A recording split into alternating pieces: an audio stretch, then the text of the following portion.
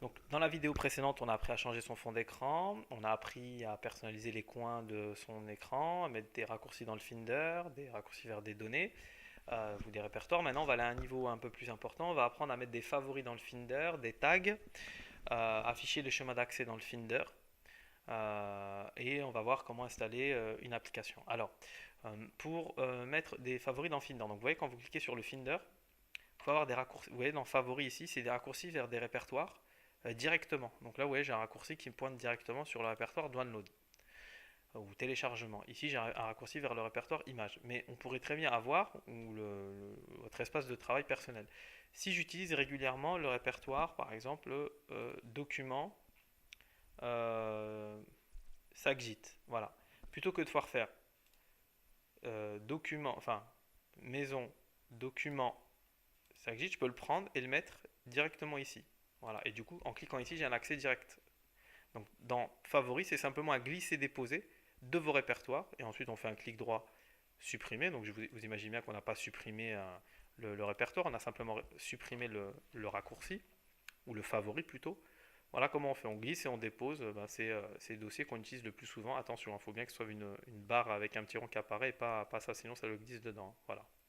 Donc voilà comment on met un favori dans le Finder. Les tags, j'en ai parlé rapidement dans une vidéo.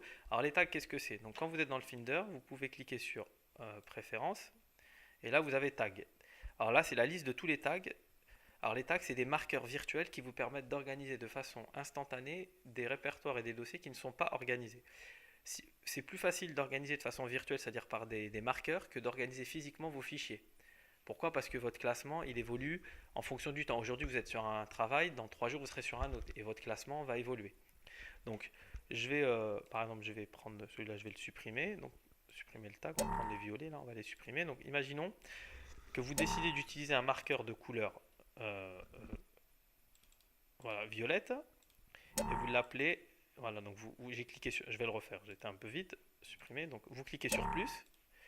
Quand vous cliquez sur plus, il vous demande un nom, on va mettre par exemple, vous êtes en train de faire la facturation. Donc, vous mettez facturation 2015. Voilà, hop, c'est complètement fictif. Voilà. Donc là, il est de couleur blanche, c'est pas ce que vous voulez. Vous cliquez sur la petite flèche et vous le mettez en violet. Donc là, vous avez créé dans Finder Préférences, onglet tag, vous avez créé un tag de couleur violette facturation. Pour l'instant, rien s'est passé. Maintenant, vous allez vous balader dans votre espace de travail, donc par exemple dans Documents, et tous les fichiers, qui soient des dessins, des documents de travail, qui sont en lien avec la facturation 2015, vous allez les taguer avec la couleur violette. Donc je fais un clic droit par exemple sur ce fichier et donc il n'y est pas le violet, donc on clique sur tag, là il y est, hop.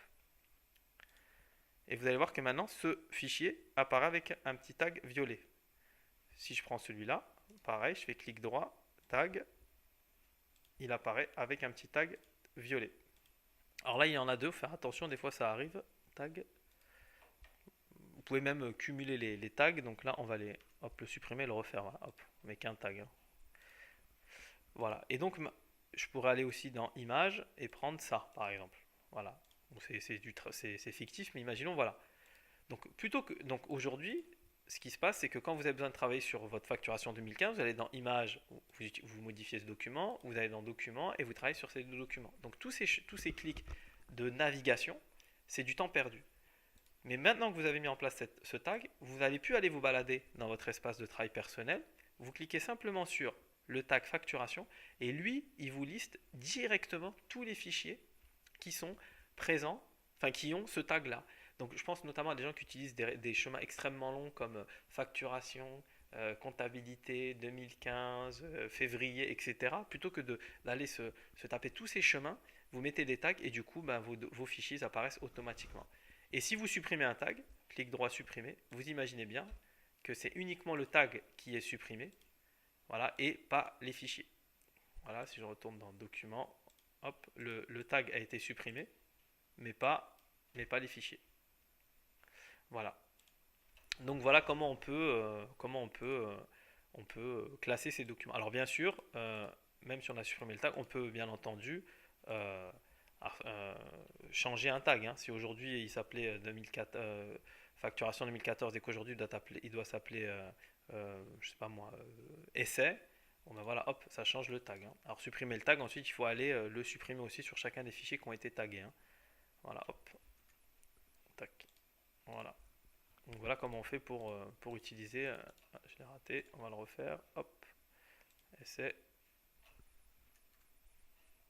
voilà, et on a bien sur essai nos deux tags qui ont été appliqués. Donc voilà, une deuxième façon de s'approprier son ordinateur, c'est la maîtrise des tags. Alors c'est un petit peu long à mettre en place, mais après je peux vous assurer que le gain en temps est extraordinaire, quoi.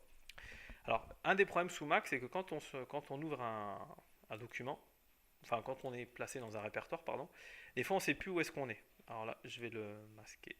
Voilà, voilà. Par défaut, c'est comme ça que ça se passe. Vous vous baladez dans votre Mac, voilà, et à un moment donné, vous ne savez plus où est-ce que vous êtes.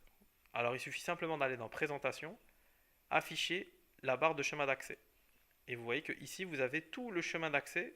C'est bizarre que Apple ne le mette pas par défaut, mais c'est comme ça, qui vous dit la position de où est-ce que vous vous trouvez. C'est un problème qui est sous Mac, mais bon, c'est assez facile de s'y retrouver, quoi.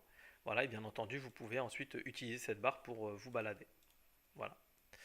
Euh, ensuite, euh, lorsque vous vous baladez dans l'arborescence, c'est-à-dire quand vous allez de fichier en fichier, ici, vous voyez, vous avez différentes façons de présenter les fichiers. Les dossiers et les fichiers. Donc là, c'est une façon très linéaire. Vous pouvez aussi avoir cette façon un peu plus cascade, vous voyez, bon, qui n'est pas terrible non plus. Hop, pardon, hop, je vais prendre celle-là, hop, on va prendre mon document. Voilà, et l'espèce de cascade, voilà, qui vous liste tout ce qui se passe dans vos dossiers. Vous avez, celle-là est beaucoup plus adaptée, voilà, où il y a une séparation, voilà, pour vous guider. Vous savez d'où vous partez, vous savez, enfin d'où partez et où vous arrivez. Et celle-là, c'est une navigation qui vous permet de visionner les contenus de vos documents directement. Donc même si vous avez une vidéo, vous voyez, on pourrait carrément, on peut même la lancer Oui, directement la bonjour. vidéo. On peut même lancer la vidéo directement, voilà. Mais par contre, on perd c'est le principe de classement, quoi. Voilà, en général, c'est plutôt celle-là qu'on utilise. Et ensuite, on peut classer par nom, par type. Ouais, donc là, c'est un classement par, il n'y a rien, donc on va mettre par nom. Donc là, c'est tous les noms qui vont apparaître. Si on met par type, voilà. Donc toutes les images sont ensemble, toutes les vidéos sont ensemble. Voilà encore une nouvelle façon une façon d'optimiser son classement.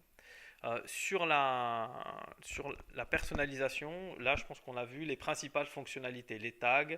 Ensuite vous pouvez faire votre propre classement, hein, si vous n'utilisez pas les tags là dans votre espace de travail personnel, dans documents, vous faites vos propres répertoires, hein, vous faites un nouveau dossier, vous l'appelez 2015 et puis voilà, ici vous mettez tous vos documents dans 2015, voilà, c'est plutôt comme ça qu'on travaille. Voilà. Voilà ce qu'on pouvait dire pour la personnalisation niveau 2. Merci.